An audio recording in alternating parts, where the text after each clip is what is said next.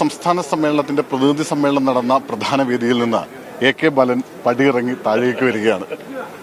അത് മറ്റൊരു പടിയിറക്കം കൂടിയാണ്.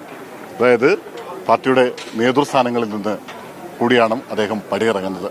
എനിക്ക് തോന്നുന്നത് ബ്രണ്ണൻ കോളേജിൽ തുടങ്ങിയ രാഷ്ട്രീയ പ്രവർത്തനമാണ് അല്ലേ?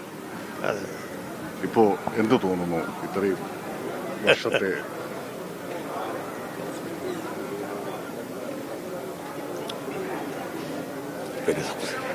അദ്ദേഹത്തിന് ഒരുപക്ഷെ അദ്ദേഹത്തിന് എന്താ പറയുക, നമ്മുടെ വേദികളിലൊക്കെ വളരെ ഷാർപ്പായി സംസാരിക്കുന്ന ഒരു നേതാവാണ്. അദ്ദേഹത്തിന് സംസാരിക്കാൻ പോലും കഴിയാത്ത ഒരു സാഹചര്യം.